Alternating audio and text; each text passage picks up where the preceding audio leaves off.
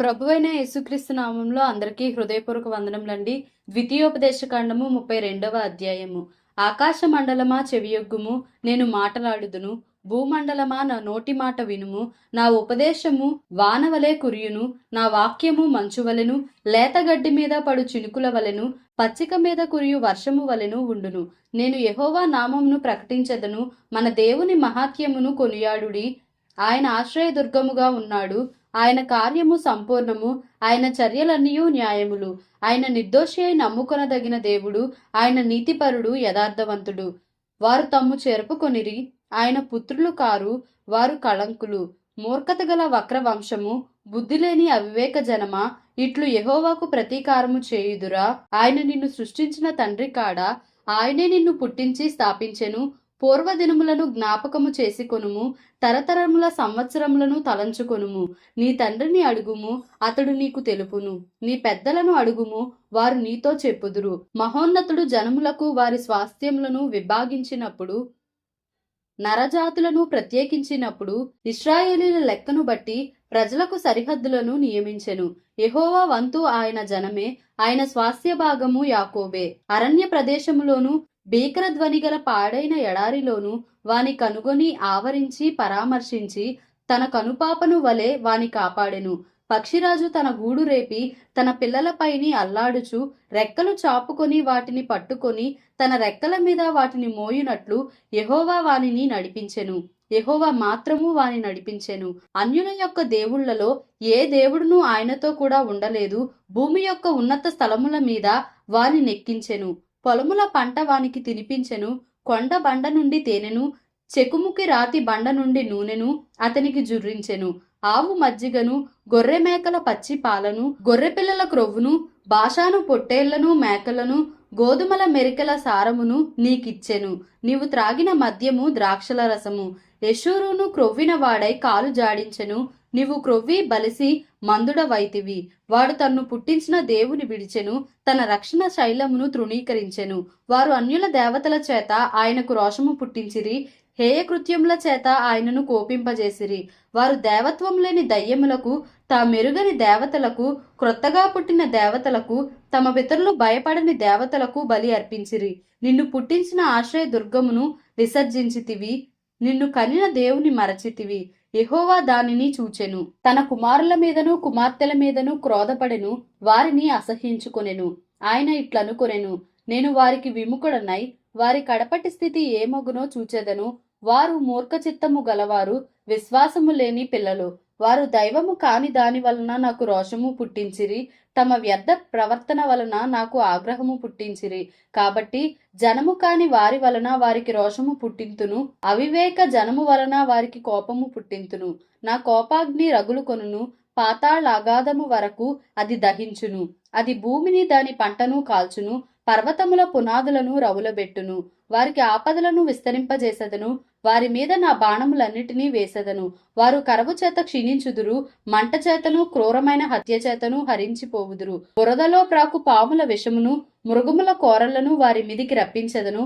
బయట ఖడ్గమును, లోపట భయమును, యవనులను, కన్యకలను, శిశువులను, నెరసిన తల వెండ్రుకలు గలవారిని నశింపజేయును. వారిని దూరమునకు చెదరగొట్టెదను, వారి పేరు మనుషులలో లేకుండా చేసేదననుకొందును. వారి విరోధులు నిజము గ్రహింపకుందురేమో, ఇదంతయు యెహోవా చేసినది కాదు, మా బలము చేత వారిని గెలిచితిమి అని వారనుకొందురేమో. విరోధి గర్వమునకు భయపడి చెదరగొట్టలేదు. వారు ఆలోచన లేని జనము, వారిలో వివేచన లేదు. వారు జ్ఞానము తెచ్చుకొని దీని తలపోసి తమ కడవరి స్థితి యోచించుట మేలు. తమ ఆశ్రయదుర్గము వారిని అమ్మి వేయని ఎడల, యెహోవా వారిని అప్పగింపని ఎడల, ఒక్కడు ఎట్లు 1000 మందిని తరుమును, ఇద్దరు ఎట్లు 10,000 మందిని పారదోలుదురు. వారి ఆశ్రయదుర్గము మన ఆశ్రయదుర్గము వంటిది కాదు, ఇందుకు మన శత్రువులే తీర్పరులు. వారి ద్రాక్షవల్లి సొదొమ ద్రాక్షవల్లి, అది గొమొర్రా పొలములలో పుట్టినది. వారి ద్రాక్ష పండ్లు పిచ్చి ద్రాక్ష పండ్లు, వాటి గెలలు చేదైనవి. వారి ద్రాక్షారసము క్రూర సర్పముల విషము, నాగుపాముల క్రూర విషము. ఇది నా యొద్ద మరుగుపడి ఉండలేదా? నా నిధులలో ముద్రింపబడి ఉండలేదా? వారి కాలు జారు కాలమున పగ తీర్చుటయు ప్రతిఫలమిచ్చుటయు నావే. వారి ఆపద్దినము సమీపించును, వారి గతి త్వరగా వచ్చును. వారికి ఆధారము లేకపోవును, నిర్బంధింపబడిన వాడును స్వతంత్రుడును లేకపోవును. యెహోవా చూచును, తన సేవకులను గూర్చి సంతాపపడును. నిజముగా తన ప్రజలకు తీర్పు చేయును. ఆయన వారి నైవేద్యముల క్రొవ్వును తిని వారి పానీయార్పణమైన ద్రాక్షారసమును త్రాగిన వారి దేవతలేమైరి? వారు ఆశ్రయించిన దుర్గములే లేచి మీకు సహాయము చేయవచ్చును. వారు మీకు శరణము కానీయుడి అని చెప్పును. ఇదిగో, నేనే దేవుడను, నేను తప్ప వేరొక దేవుడు లేడు. మృతి నొందించువాడను, బ్రతికించువాడను నేనే. గాయపరచువాడను, స్వస్థపరచువాడను నేనే. నా చేతిలో నుండి విడిపించువాడెవడనూ లేడు. నేను తలతలలాడు నా ఖడ్గము నూరి నా చేత న్యాయమును పట్టుకొనిన ఎడల నా శత్రువులకు ప్రతీకారము కలుగజేసెదను. నన్ను ద్వేషించు వారికి ప్రతిఫలమిచ్చెదను. రక్తము చేత నా బాణములను మత్తిల్లజేసెదను. చంపబడిన వారి రక్తమును, చెరపట్టబడిన వారి రక్తమును, శత్రువులలో వీరుల తలలను నా ఖడ్గము భక్షించును. నేను ఆకాశము తట్టు నా హస్తమెత్తి నా శాశ్వత జీవము తోడని ప్రమాణము చేయుచున్నాను. జనములారా, ఆయన ప్రజలతో కూడా ఆనందించుడి. హతులైన తన సేవకులను బట్టి ఆయన ప్రతిదండన చేయును. నేను ఆకాశము తట్టు నా హస్తమెత్తి నా శాశ్వత జీవము తోడని ప్రమాణము చేయుచున్నాను. జనములారా, ఆయన ప్రజలతో కూడా ఆనందించుడి. హతులైన తన సేవకులను బట్టి ఆయన ప్రతిదండన చేయును. తన విరోధులకు ప్రతీకారము చేయును. తన దేశము నిమిత్తమును తన ప్రజల నిమిత్తమును ప్రాయశ్చిత్తము చేయును. మోషేయు నూను కుమారుడైన యెహోషువయు ఈ కీర్తన మాటలన్నీయు ప్రజలకు వినిపించిరి. మరియు మోషే ఈ మాటలన్నీయు ఇశ్రాయేలీయులందరితో చెప్పి చాలించి మరలా వారితో ఇట్లనెను. మీతో సాక్ష్యముగా నేడు నేను పలికిన మాటలన్నిటినీ మీ మనస్సులలో పెట్టుకొని మీ సంతతి వారు ఈ ధర్మశాస్త్ర వాక్యములన్నిటినీ అనుసరించి నడుచుకొనవలెనని వారికి ఆజ్ఞాపింపవలెను. ఇది మీకు నిరర్ధకమైన మాట కాదు, ఇది మీకు జీవమే. మరియు మీరు స్వాధీనపరచుకొనుటకు యోర్దానును దాటబోవుచున్న దేశములో దీనిని బట్టి మీరు దీర్ఘాయుష్మంతులగుదురు. ఆ దినమున యెహోవా మోషేతో ఇట్లనెను. యెరికో ఎదుటనున్న మోయాబు దేశమందలి అబారీమను ఈ పర్వతము అనగా నెబో కొండ ఎక్కి నేను ఇశ్రాయేలీలకు స్వాస్థ్యముగా ఇచ్చుచున్న కనాను దేశమును చూచి నీ సహోదరుడైన అహరోను హోరు కొండ మీద మృతి పొంది తన స్వజనుల యొద్దకు చేరినట్లు నీవు ఎక్కబోవుచున్న కొండ మీద మృతి పొంది నీ స్వజనుల యొద్దకు చేరుదువు. ఎలయనగా మీరు సీను అరణ్యములో కాదేశు మెరీబా నీళ్ల యొద్ద ఇశ్రాయేలీల మధ్యను నన్ను పరిశుద్ధపరచక ఇశ్రాయేలీల మధ్యను నా మీద తిరుగుబాటు చేసితిరి. ఎదురుగా ఆ దేశమును చూచెదవు, కాని నేను ఇశ్రాయేళ్లకిచ్చుచున్న ఆ దేశమున నీవు ప్రవేశింపవు. ద్వితీయోపదేశకాండము 33వ అధ్యాయము. దైవజనుడైన మోషే మృతి నొందక మునుపు అతడు ఇశ్రాయేలీలను దీవించిన విధము ఇది. అతడిట్లనెను. యెహోవా సీనాయి నుండి వచ్చెను, షేయీరులో నుండి వారికి ఉదయించెను. ఆయన పారాను కొండ నుండి ప్రకాశించెను. వేవేల పరిశుద్ధుల సమూహముల మధ్య నుండి ఆయన వచ్చెను. ఆయన కుడిపార్శ్వమున అగ్నిజ్వాలలు మెరియుచుండెను. ఆయన జనములను ప్రేమించును. ఆయన పరిశుద్ధులందరూ నీ వశమున నుందురు. వారు నీ పాదముల యొద్ద సాగిలపడుదురు. నీ ఉపదేశమును అంగీకరింతురు. మోషే మనకు ధర్మశాస్త్రమును విధించెను. అది యాకోబు సమాజ స్వాస్థ్యము. జనులలో ముఖ్యులను ఇశ్రాయేలు గోత్రములను కూడగా అతడు యెషూరూనులో రాజు ఆయను. రూబేను బ్రతికి చావకయుండునుగాక, అతని వారు లెక్కింపలేనంత మంది అగుదురు. యూదాను గూర్చి అతడిట్లనెను. యెహోవా, యూదా మనవి విని అతని ప్రజల యొద్దకు అతనిని చేర్చుము. యూదా బాహుబలము అతనికి చాలునట్లు చేసి అతని శత్రువులకు విరోధంగా నీవు అతనికి సహాయుడవై యుందువు. లేవిని గూర్చి ఇట్లనెను. నీ తుమ్మీము నీ ఊరీము నీ భక్తునికి కలవు. మస్సాలో నీవు అతని పరిశోధించితివి. మెరీబా నీళ్ల యొద్ద అతనితో వివాదపడితివి. అతడు నేను వాని నెరుగనని తన తండ్రిని గూర్చియు తన తల్లిని గూర్చియు అనెను. తన సహోదరులను లక్ష్యపెట్టలేదు. తన కుమారులని ఎంచలేదు. వారు నీ వాక్యమును బట్టి నీ నిబంధనను గైకొనిరి. వారు యాకోబునకు నీ విధులను ఇశ్రాయేలునకు నీ ధర్మశాస్త్రమును నేర్పుదురు. నీ సన్నిధిని దూపమును నీ బలిపీఠము మీద సర్వాంగ బలిని అర్పించుదురు. యెహోవా, అతని బలమును అంగీకరించుము. అతడు చేయు కార్యమును అంగీకరించుమి. అతని విరోధులను అతని ద్వేషించు వారును లేవకుండునట్లు వారి నడుములను విరుగగొట్టుము. బెన్యామీనును గూర్చి ఇట్లనెను. బెన్యామీను యెహోవాకు ప్రియుడు. ఆయన యొద్ద అతడు సురక్షితముగా నివసించును. దినమెల్లా ఆయన అతనికి ఆశ్రయమగును. ఆయన భుజముల మధ్య అతడు నివసించును. యోసేపును గూర్చి ఇట్లనెను.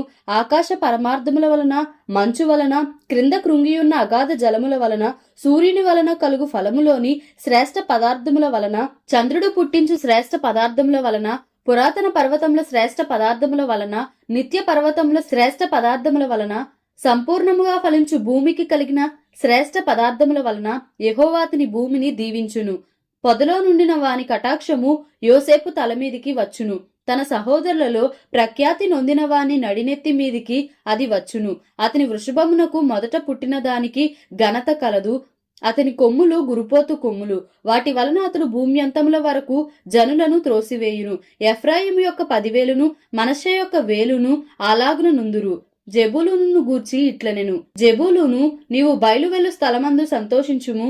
ఇశ్శాఖారు, నీ గుడారముల యందు సంతోషించుము. వారు జనములను కొండకు పిలిచిరి, అక్కడ నీతి బలులను నర్పింతురు. వారు సముద్రముల సమృద్ధిని, ఇసుకలో దాచబడిన రహస్య ద్రవ్యములను పీల్చుదురు. గాదును గూర్చి ఇట్లనెను, గాదును విశాలపరచువాడు స్తుతింపబడును. అతడు ఆడు సింహము వలె పొంచియుండును. బాహువును నడినెత్తిని చీల్చివేయును. అతడు తన కొరకు మొదటి భాగము చూచుకొనెను. అక్కడ నాయకుని భాగము కాపాడబడెను.